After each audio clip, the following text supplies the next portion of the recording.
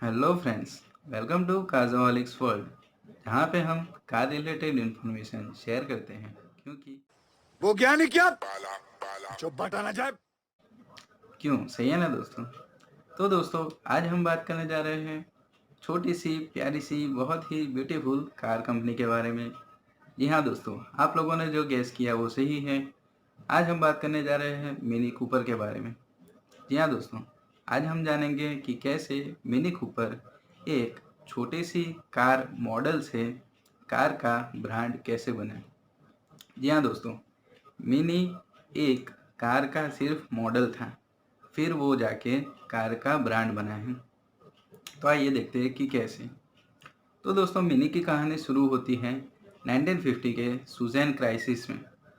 Suzanne crisis मतलब कि Arabia और इसराइल का वॉर। 1956 में इन दोनों का वॉर हो गया था। इसकी वजह से यूके में जो क्रूड ऑयल की सप्लाई थी वो बंद हो गई थी। इसलिए यूके में क्रूड ऑयल का शॉर्टेज पैदा हुआ और वहाँ के लोग लग्जरी कार्स को छोड़ के माइक्रो कार्स पे और मिनी कार्स पे ट्रांसफ़र होने लगे। उसके दौरान जो हमने पार्ट 1 में बात की थी बबल कार, जो कि 1953 में लॉन्च हुई थी, जैसे कि हमने बात की, वो बहुत ही फेमस हो गई थी यूके में उस दौरान। लेकिन बीएमसी, ब्रिटिश मोटर कॉरपोरेशन, जो कि 1952 में इस्टेब्लिश हुआ था ऑस्टिन ऑटोमोटिव और मॉरिस ऑटोमोटिव के मर्जर से, उनके हेड थे, पसंद नहीं थी, वो इस बबल कार को धिक्कारते थे। इसलिए उन्होंने डिसाइड किया कि चलो हम भी एक फ्यूल एफिशिएंट मिनी कार बनाते हैं। बबल कार थी, वो माइक्रो कार थी, उन्होंने डिसाइड किया कि वो फ्यूल एफिशिएंट मिनी कार बनाएंगे। तो इसलिए बीएमसी ने 1956 में एक इस कार के ऊपर प्रोजेक्ट शुरू किया, जिसका प्रोजेक्ट का नाम था ADO15, ऑस्टिन डिज़ाइन ऑफिस 15। इस प्रोजेक्ट के अंतर्गत 9 लोग काम करते थे, इंक्लूडिंग इसोगनाइज। इसोगनाइज जो कि स्मॉल कार्स के डिज़ाइनर थे। और इस प्रोजेक्ट की कुछ कंडीशंस थी कि उनको एक कार बनानी थी, मिनी कार, जो कि 10 बाय 4 बाय 4 फुट के डायमेंशन के बॉक्स में आ जाए और उसकी जो 10 फुट लेंथ है उसमें से 6 फुट की लेंथ वो कैबिन के लिए, पैसेंजर्स के लिए यूज़ होगी और 4 फुट जो लेंथ है वो इंजन कंपार्टमेंट और बूट कंपार्टमेंट के लिए यूज़ की जाएगी। 19 तो 1957 में ये टीम ने ये मिनी कार का एक लेआउट बना लिया और उसको नाम दिया गया orange box, due to that's layouts colour. ये जो आप देख रहे हैं ये उसका अपग्रेडेड वर्जन है, इसलिए ये ऑरेंज नहीं है। फिर दोस्तों अप्रैल के 1959 में ये कार इंट्रोड्यूस हुई वर्ल्ड वाइड और अगस्त से इस कार का प्रोडक्शन शुरू हो गया। ये कार थी ब्रिटिश ऑटोमोबाइल इंडस्ट्री की फर्स्ट कार जिसमें यूज़ हुआ था फ्रंट व्हील ड्राइव टेक्नोलॉजी। इसलिए ये कार मिसाल बन गई और इस कार के आने के बाद फिर जितनी भी कार मिनी कार या फिर हैचबैक कार्स बनी हैं उनमें front wheel drive technology use की गई थी। ये भी था क्रॉस कटिंग के लिए। और तो और क्रॉस कटिंग के लिए बीएमसी ने नए इंजन्स ना बनाते हुए बीएमसी के जो पुराने ए सीरीज़ के 4 सिलेंडर इंजन्स थे वो इन कार में यूज़ किए थे। और तो और सस्पेंशन में उन्होंने स्प्रिंग की जगह रबर्स यूज़ किए थे। जी हाँ दोस्तों, और 1959 में ये कार उन्होंने लॉन्च की। इस कार का नाम था मिनी मार्क 1। अब दोस्तों ये ध्यान रखिए कि मिनी मार्क 1 ये पूरा मॉडल का नाम है, मिनी ब्रांड का नाम नहीं है, वो भी मॉडल का ही नाम है। इस कार को मार्केट में लॉन्च किया गया ऑस्टिन 7 और मॉरिस मिनी माइनर के नाम से। अलग अलग कंट्रीज में ये अलग अलग नाम से जानी जाती थी। फिर दोस्तों 1960 में मिनी ने अपनी वान बनाई, मिनी वान। फिर दोस्तों 1961 में मिनी का पिकअप ट्रक मिनी पिकअप बनाया गया। और 1961 में मिनी बन गया मिनी कूपर। कैसे दोस्तों, आइए देखते हैं। अब मिनी कूपर बहुत ही इंटरेस्टिंग आदमी है, आपके और मेरे जैसा कार्जोहॉलिक आदमी है, कार को प्यार करने वाला आदमी है। तो दोस्तों चलिए देखते हैं इसकी कहानी। तो मिनी कूपर जब छोटे थे, स्कूल में थे, तब उनके पिताजी गैराज चलाते थे, कूपर गैराज करके। जॉन कूपर ने 15 साल की उम्र में उनके पिताजी का कूपर गैराज ज्वाइन करने के लिए 15 साल की उम्र में स्कूल छोड़ दिया। अगर हमारे यहाँ ऐसा हुआ होता तो हमारे पिताजी, हमारे दादाजी, बाय गॉड, हमारी वाट लगा देते। लेकिन वो तो फॉरेन कल्चर था, लोग डिग्री से ज़्यादा स्किल पे और टैलेंट को इम्पोर्टेंस देते थे। इसलिए फिर वो 15 साल की उम्र में स्कूल छोड़ के अपने पिताजी के साथ कूपर गैराज में लग गया।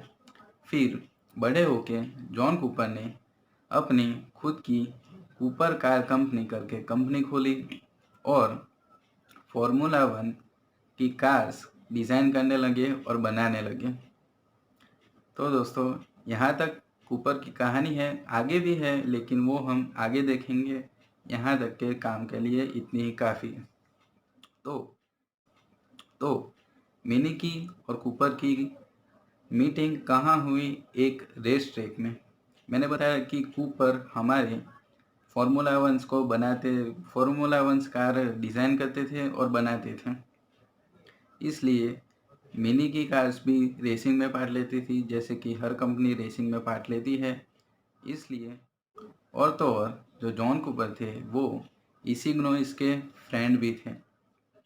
कार जॉन कूपर ने मिनी को रेस ट्रैक पर देखा और उनको ख्याल आया कि ये कार रेसिंग की दुनिया में आगे जा सकती है, क्योंकि इस कार का वेट कम है, ये मिनी कार है और ये भाग भी अच्छे से सकती है। इसलिए 1961 में मिनी का और जॉन कूपर के बीच में पार्टनरशिप हुई कि जॉन कूपर मिनी की स्टॉक कार्स को ट्यून करेंगे, उनकी पावर बढ़ाएंगे। इसलिए 1961 के बाद जो भी मिनी की हाई परफॉर्मेंस वाली कार थी, उनको नाम मिला मिनी कूपर। अब भी दोस्तों ये मिनी कूपर मॉडल का ही नाम है, अभी भी ये ब्रांड घोषित नहीं हुआ है। और दोस्तों 1961 में जो फर्स्ट मिनी कूपर लॉन्च हुई थी, वो थी Morris mini Cooper mark 1। Obviously उसको ऑस्टिन मिनी कूपर मार्क 1 भी कहा जाता था। जैसे कि मैंने बताया, अलग अलग कंट्री में अलग अलग नाम। दोस्तों 1964 में मिनी की जीप बनी, जिसका नाम दिया गया मिनी मोक। फिर 1968 में बीएमसी का मर्जर हो गया लेलैंड मोटर्स के साथ। हाँ दोस्तों, अशोक लेलैंड वाली लेलैंड मोटर्स के साथ। अशोक लेलैंड में अशोक मोटर्स और लेलैंड मोटर्स का मर्जर है। अब अशोक मोटर्स के जो ओनर है अशोक सर, वो चेन्नई के रहने वाले हैं हमारे। तो बीएमसी का मर्जर लेलैंड मोटर्स के साथ हो गया 1968 में और कंपनी बन गई बीएल, ब्रिटिश लेलैंड।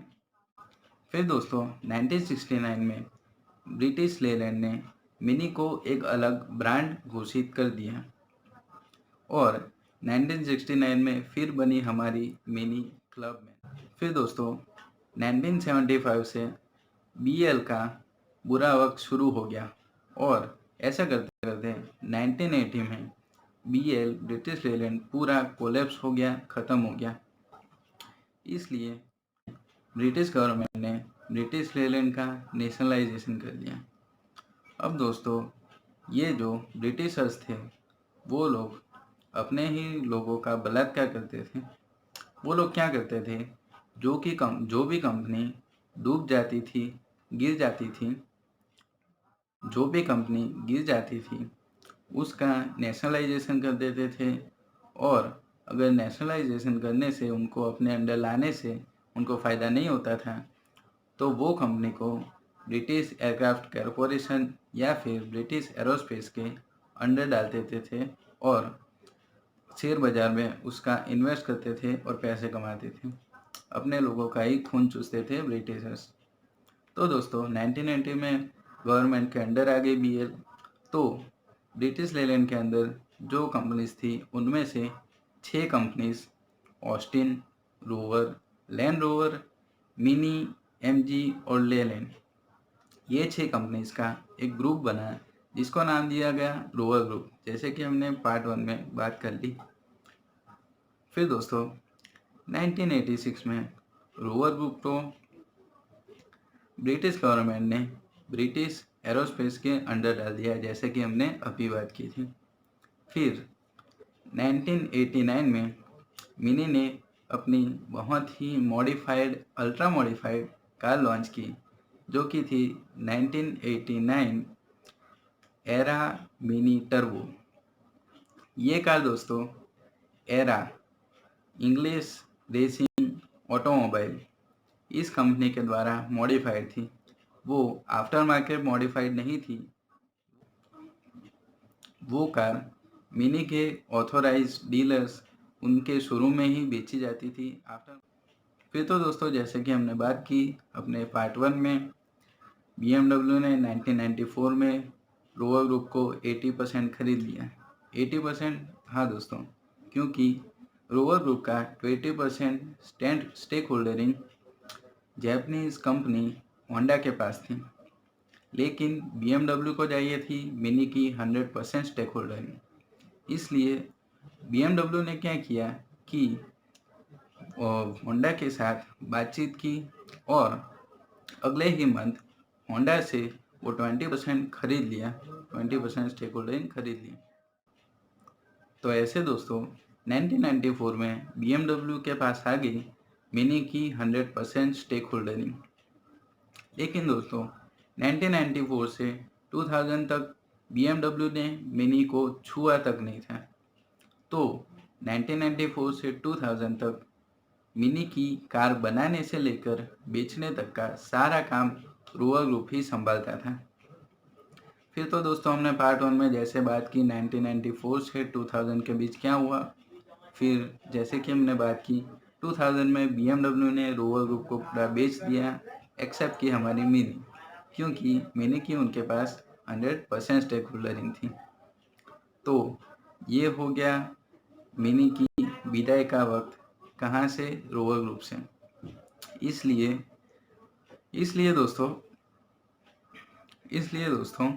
मिनी की जो रोवर ग्रुप के थ्रू लास्ट कार थी, जो कि थी red coloured mini Cooper sport, जो कि बनाई गई थी 4 अक्टूबर 2000 को, उसको रोवर ग्रुप ने British motor industry heritage trust, जो कि इंग्लैंड में है, वहाँ के म्यूज़ियम में दिसंबर में दे दिया और वो कार आज भी आपको वहीं पे देखने को मिलेगी। फिर दोस्तों 2001 में BMW ने मिनी की मिनी हैच लॉन्च की, जो कि BMW के थ्रू थी। तो दोस्तों अब बात करते हैं जॉन कूपर की अधूरी कहानी के बारे में। तो जॉन कूपर के मरने के बाद उनके बेटे माइकल कूपर ने उनका पारिवारिक बिजनेस आगे बढ़ाया और खुद की कंपनी खोली, JCW, जॉन कूपर वर्क्स। जी हाँ दोस्तों। फिर 2007 में BMW ने जॉन कूपर वर्क के साथ उनका नाम यूज़ करने का एग्रीमेंट किया और 2008 में पूरी की पूरी जॉन कूपर वर्क से BMW ने खरीद ली। तो दोस्तों ऐसे मिली हमें मिनी का top end variant JCW, John Cooper works. फिर दोस्तों मिनी जनवरी के 2011 में इंडिया में लॉन्च हुई और ये है पूरी की पूरी CBU unit, completely built unit. सिर्फ मिनी की कंट्रीमैन कार है, वो ही BMW के चेन्नई स्थित प्लांट में बनाई जाती है। बाकी मिनी की सारी कार्स जो इंडिया में ऑफर है वो CBU यूनिट की ही है। तो दोस्तों अब बात करते हैं मिनी की इलेक्ट्रिक कार्स के बारे में। तो BMW ने BMW इलेक्ट्रिक व्हीकल के प्रोजेक्ट आई के अंतर्गत 2008 में लॉस एंजलिस मोटर शो में अपनी मिनी की फर्स्ट इलेक्ट्रिक कार लॉन्च की, जिसका नाम था मिनी ई। 35 kilowatt hour lithium ion battery वाली इलेक्ट्रिक मोटर के साथ, जो कि प्रोड्यूस करती थी 201 हॉर्स पावर और 220 न्यूटन मीटर ऑफ टॉर्क, और उसकी रेंज थी 240 किलोमीटर्स पर आवर, और तो और उसकी टॉप स्पीड थी 152 किलोमीटर पर आवर। और तो और ये कार ने BMW ग्रुप को फर्स्ट कार मैन्युफैक्चरिंग कंपनी बनाई है कि जिसने ये कार को कि जिसने 500 प्लस कार्स प्राइवेट यूजर्स को फ्रांस, जर्मनी, लॉस एंजलिस और न्यू जर्सी में as a field testing use करने के लिए दिया है। फिर दोस्तों 2011 में मिनी ने अपनी concept car Geneva motor show में लॉन्च की थी, जो कि थी मिनी रॉकेटमैन और mini John Cooper works JP concept. और तो और हाल ही की बात तो मार्च 2020 में मिनी ने अपनी लेटेस्ट इलेक्ट्रिक कार लॉन्च की है, जिसका नाम है मिनी कूपर SE।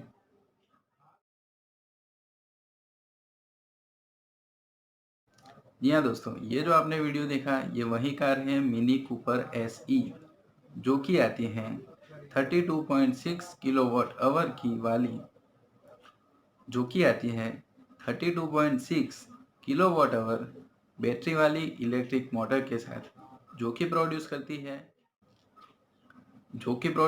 है 181 हॉर्स पावर और 199 फुट पाउंड ऑफ टॉर्क, मतलब कि लगभग 270 न्यूटन मीटर ऑफ टॉर्क।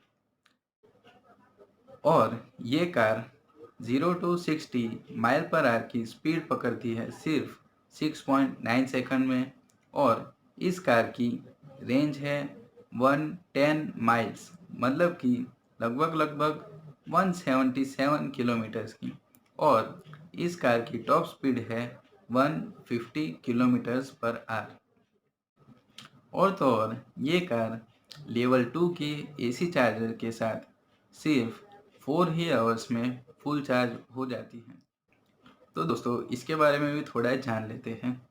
तो दोस्तों जो लेवल 1 का चार्जिंग स्टेशन होता है वो घर के यूज़ के लिए होता है, उसमें कम पावर होता है और AC सोर्स होता है।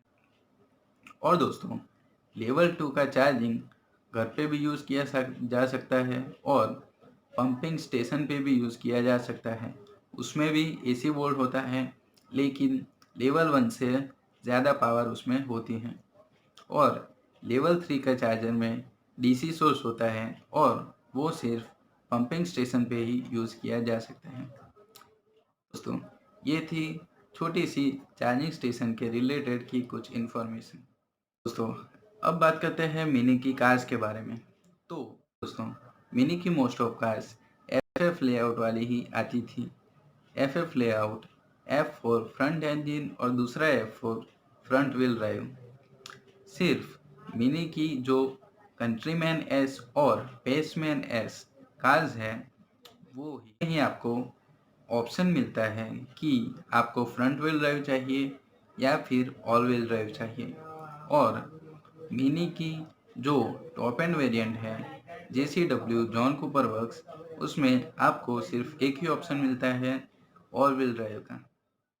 तो बस दोस्तों आज की वीडियो में इतना ही। आशा करता हूँ कि आपको वीडियो पसंद आया होगा। अगर आपको वीडियो इन्फॉर्मेटिव लगा हो तो लाइक कर दीजिए, सब्सक्राइब कर दीजिए, बेल आइकन दबा दीजिए, कमेंट कर दीजिए और शेयर कर दीजिए। धन्यवाद।